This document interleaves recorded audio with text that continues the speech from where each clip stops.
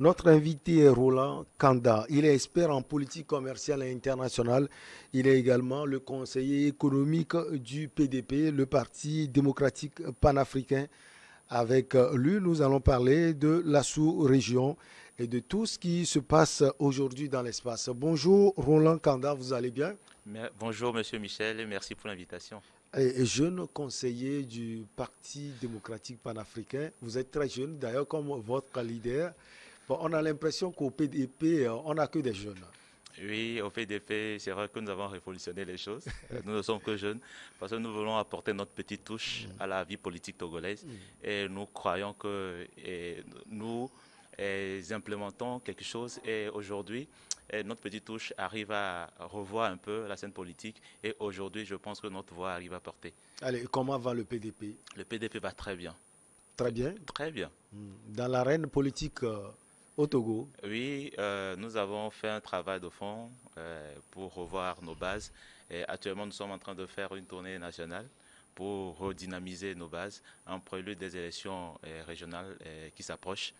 Donc, disons que le PDP est, a les armes en main pour pouvoir affronter les élections qui s'approchent. Nous allons surtout avoir votre avis sur l'actualité au niveau de la sous-région. Première question, quelle appréciation faites-vous du processus d'intégration de la CEDEAO? D'accord, merci beaucoup.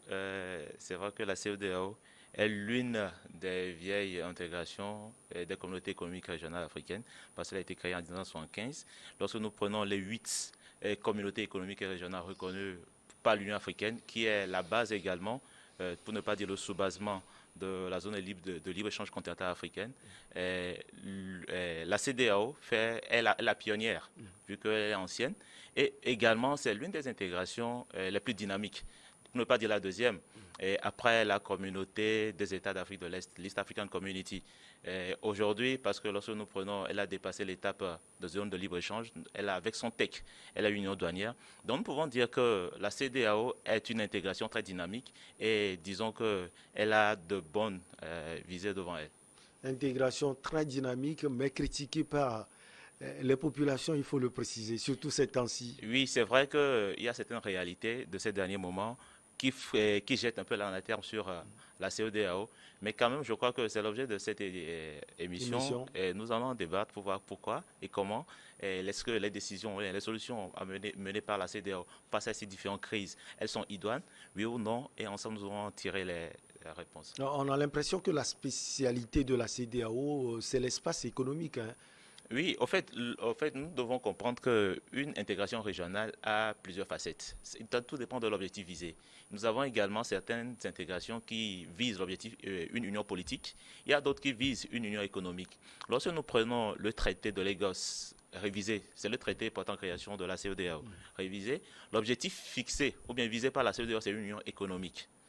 Donc, par conséquent, c'est vrai qu'elle a, comme on dit, un protocole additionnel qui parle de la bonne gouvernance et la démocratie, qui, par conséquent, l'oblige à intervenir sur des volets politiques, mais fondamentalement, son objectif, l'objectif visé par l'Union, ce n'est pas comment on dit, une union politique, mais forcément une union économique. Même sur le plan économique, elle est décriée par les peuples. Oui, mais quand même, en fait, le problème, c'est que beaucoup de personnes n'arrivent pas à comprendre le fond. Comme je l'ai dit, lorsque nous prenons Balassa, c'est un euh, des pionniers de ceux qui ont créé sur, comment on dit, l'intégration régionale. Il y a plusieurs étapes. Selon lui, il y a plusieurs étapes d'intégration régionale. Et il faut partir de la zone de libre-échange, l'union douanière, l'union monétaire, Non. le marché commun, l'union économique, qui est en termes pour la CEDEAO lorsque nous voyons son traité, et l'union politique pour certains États, lorsque nous voyons, comment on dit, les États-Unis, eux, leur objectif c'était l'union politique. Donc par conséquent, lorsque nous voyons, la CEDEAO par exemple, elle a validé son processus de zone de libre-échange, elle a validé également l'union douanière à travers la mise en place de son tarif extérieur commun. Aujourd'hui, nous allons voir qu'actuellement, ils sont en train de parler de monnaie unique de la CEDEAO. Donc, ils sont en train d'aller vers l'union monétaire, pour ne pas parler du marché commun. C'est vrai qu'ils ont également un protocole sur la libre circulation des personnes et des biens qui facilite la libre circulation des personnes originaires de la CEDEAO. En ce sens, je donne des exemples. Lorsque vous allez en Afrique centrale, c'est très difficile pour un Camerounais, par exemple, d'aller au Gabon. Je ne sais pas si ça a changé maintenant, mais je sais que dans un passé récent, un Camerounais pour aller au Gabon doit prendre un visa pour y aller. Un Camerounais pour aller en Guinée équatoriale doit prendre un visa. Mais quand même, en CEDEAO, dans l'espace CEDEAO, pour aller au Sénégal, on ne prend pas de visa. Pour aller au Ghana, un Togolais qui veut aller au Sénégal ne prend pas un visa. C'est vrai que ce ne sont pas les mêmes réalités, mais les gens disent également qu'au niveau de l'espace CEDEAO, les gens ont aussi des difficultés. Oui, bon, c'est vrai, il y a des difficultés parce que lorsqu'on parle d'intégration régionale, il faut également certains éléments nécessaires pour faciliter l'intégration. Nous prenons par exemple l'exemple des infrastructures. Nous avons besoin d'infrastructures régionales. Lorsque nous parlons de la libre circulation des marchandises, par exemple, il faut des infrastructures pour faciliter la libre circulation des marchandises. Donc, par contre, ce sont des éléments, des facteurs favorisant l'intégration régionale. C'est vrai qu'on ne peut pas dire tout de suite que oui, et cocher en vert que oui, la CEDEAO a validé, la CEDEAO c'est bon, mais également, on ne peut pas dire également que la CEDEAO est une mauvaise chose. Au contraire.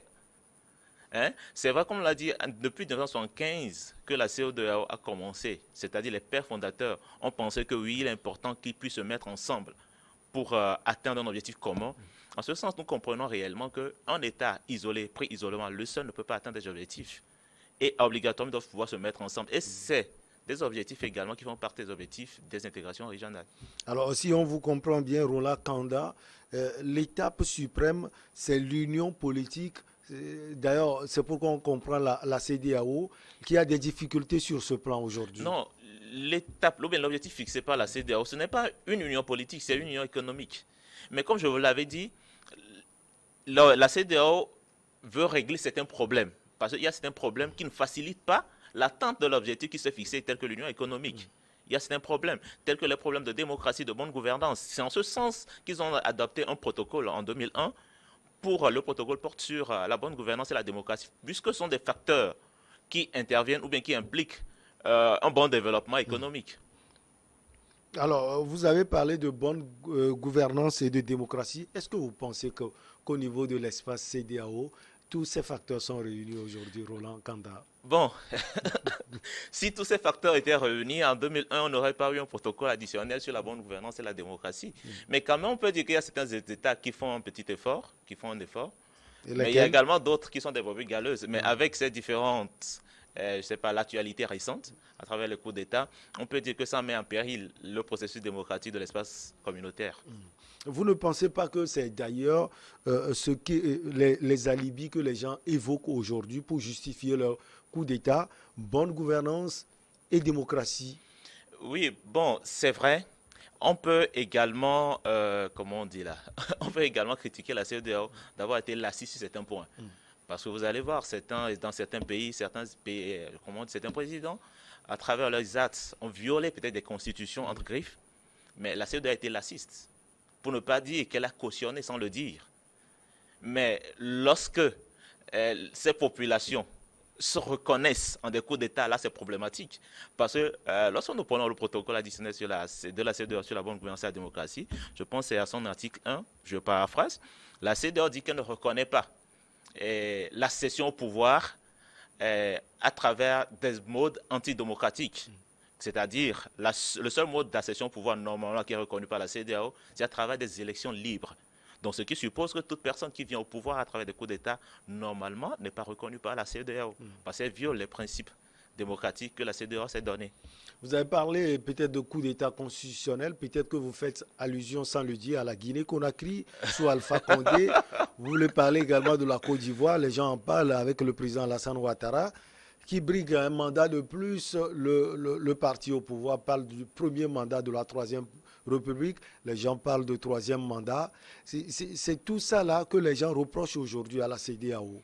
Oui, bon, moi je ne veux pas entrer dans le débat de dire que oui, est-ce qu'ils ont raison de faire leur troisième mandat ou pas, mais quand même je crois que la CEDEAO n'a pas été lassiste, a été un peu lassiste. Normalement elle devait taper du poing sur la table, faire respecter les textes qui sont écrits. Moi je pense que c'est ça qui donne le flanc à certaines personnes de faire des coups d'État. Et vous allez voir, c'est vrai qu'on ne saurait mesurer l'appréciation de la population à travers ces coups d'État. Ce n'est pas de voir à la télé qu'il y a une manifestation, on a dit oui, 10 000 personnes, 20 000 personnes, que réellement toute la population peut être malienne ou burkinabé d'accord avec le coup d'État. Mais quand même, on sent qu'une partie de la population est d'accord avec ces coups d'État. C'est ce qui pose le problème, en fait. Donc, par conséquent, il est important que la CEDEAO repense peut-être ce mode de gouvernance pour que ces crises-là ne se répètent plus et que cela ne soit plus monnaie courante dans l'espace communautaire. Comme je l'ai dit tantôt, l'espace communautaire est un espace dynamique. Et ça sera un peu difficile que cet espace-là recule encore en arrière. On a vu la réaction quand même de la CEDEAO au niveau de la Guinée-Conakry. Il y a des émissaires de la communauté qui sont allés à Conakry pour parler avec Alpha Condé. Finalement, on sait ce que ça a donné. Est-ce qu'il ne faut pas aujourd'hui créer des mécanismes pour aller à l'encontre des décisions de ces chefs d'État? Oui, je pense que, sauf erreur de ma part, j'aurais appris que le protocole en question qui a été édité en 2001 est en train d'être révisé. Peut-être qu'ils en tiendront compte. Parce qu'aujourd'hui, avec tout ce qui se passe, je pense qu'il est important que la CEDEAO se remette en cause dans un certain moment pour savoir réellement où nous avons commis des gaffes, pour comment voir et comment faire pouvoir les rectifier. Avant de parler de la crise sanitaire Covid-19 qui secoue d'ailleurs l'espace CEDEAO, votre regard sur ces coups d'État répétés, c'est vrai que la Guinée-Bissau a échappé à ce coup d'État l'autre fois, mais votre réaction sur ce qui se passe au Mali, au Burkina Faso et en Guinée-Conakry? C'est vrai, bon, comme je l'ai dit, sur le principe, il est important, le coup d'État est condamné, les coups d'État sont condamnés sur le principe, mais quand même, il est important de voir qu'est-ce qui a causé les coups d'État. Ne pas trop s'attendre, moi je n'aime pas trop m'attacher sur les conséquences, mais la cause. Ouais. Qu'est-ce qui a causé ces coups d'État? Mais vous allez voir, nous au PDP, nous avons réfléchi sur la question, nous avons un think tank qui est en train de réfléchir sur la question, et bientôt nous ferons sortir un papier, assorti de recommandations, à l'instance communautaire et également aux États membres, pour faire en sorte que ces coups d'État ne soient plus répétitifs. Quoi qu'on dise, c'est vrai, il y a certaines personnes qui se reconnaissent en ces coups d'État, mais quand même, d'une certaine manière, les coups d'État ne peuvent être l'apanage d'une accession au pouvoir.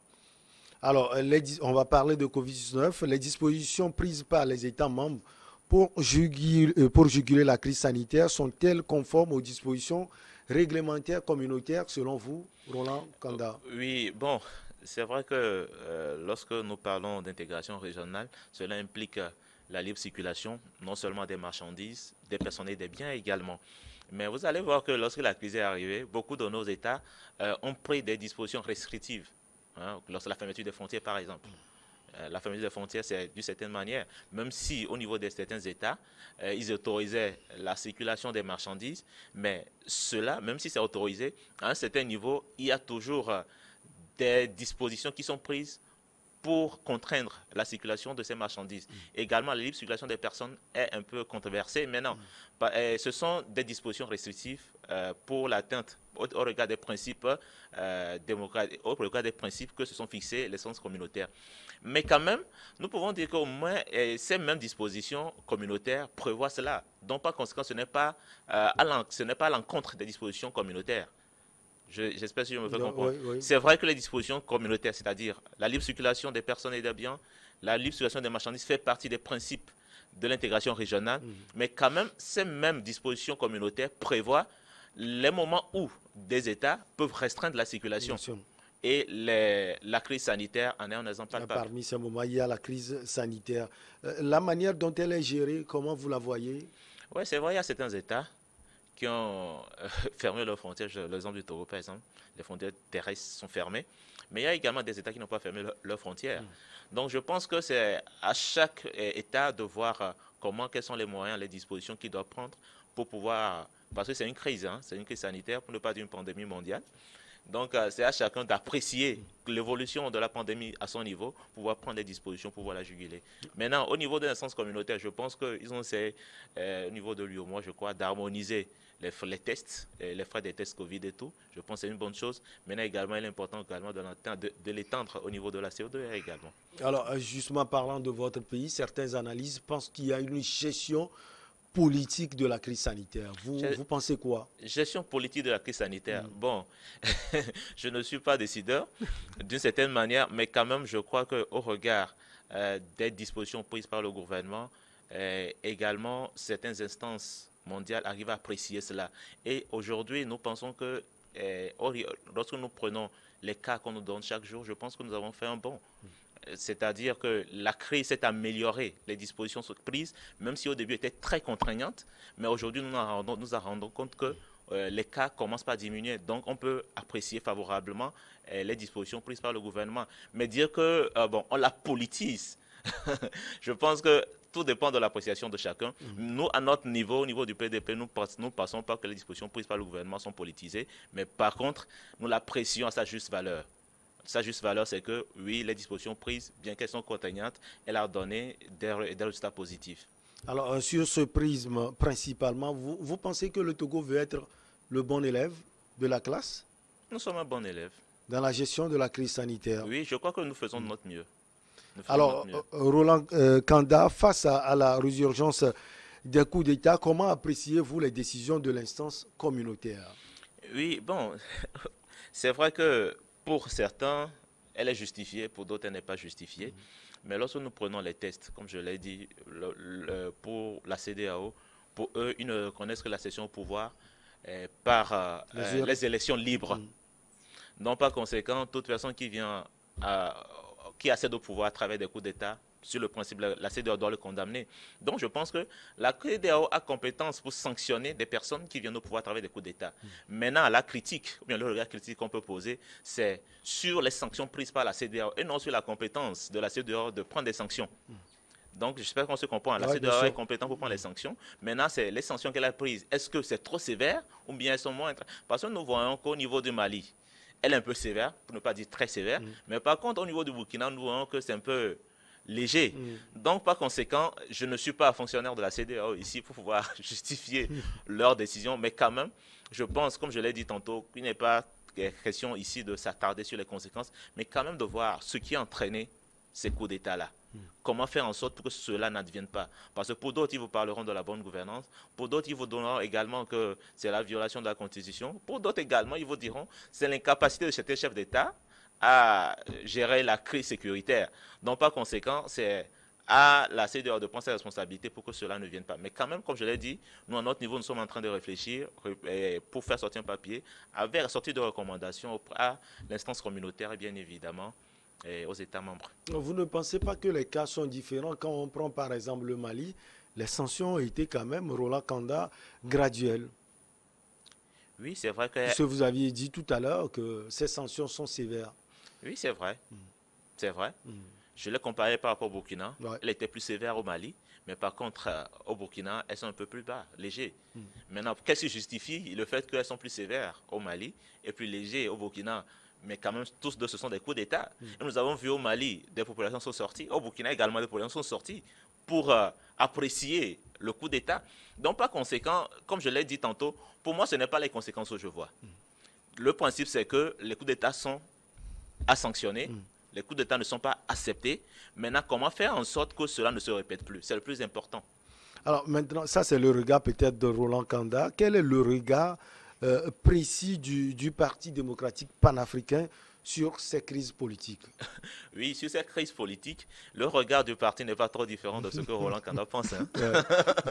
Donc, comme je l'ai dit tantôt, sur le principe aussi, nous condamnons ces coups d'État, nous les condamnons avec la dernière rigueur, parce que ce n'est pas acceptable qu'aujourd'hui, en 2022, certains accèdent au pouvoir à travers des coups d'État. Mais quand même si pour certains, ça pourra peut-être justifié, parce que lorsqu'on parle de violation de la Constitution, lorsqu'on parle de mauvaise gouvernance, lorsqu'on parle d'incapacité d'un chef d'État à gérer une crise sécuritaire, pour eux, cela peut être justifié. Mais quand même, comme je l'ai dit, au niveau du PDP, nous avons un think tank qui réfléchit sur la question. Et bientôt, nous ferons sortir un papier assorti de recommandations à l'instance communautaire et également aux États. Est-ce que vous arrivez à comprendre tous les partis, les gens qui ont apprécié le coup d'État, même si ce n'est pas dans les normes démocratiques, les gens qui n'ont pas apprécié les coups d'État? Oui. Bon, moi, je ne vis pas au Burkina, je ne vis pas au Mali, je ne vis pas en Guinée. Mais quand même, j'essaie de comprendre à peu près ce qu'ils vivent. Parce que je sais que dans un passé récent, quand il y a des coups d'État, les gens ne sortent pas pour applaudir, pour apprécier, pour être content, oui, que réellement il y a un coup d'État. Mais pourquoi maintenant, aujourd'hui, il y a des gens qui sortent? Mais je ne dis pas que c'est la majorité des Maliens qui sont d'accord sur le coup d'État, ni la majorité des Burkinabés qui sont d'accord avec le coup d'État. Mais quand même, aujourd'hui, il y a des gens qui arrivent à sortir pour être contents, oui, qu'il y a eu un coup d'État. Donc, par conséquent, nous devons faire en sorte de pouvoir anticiper sur cela pour que cela ne se reproduise pas. Je pense que c'est le rôle primo de l'instance communautaire, avec l'accompagnement des autres États membres.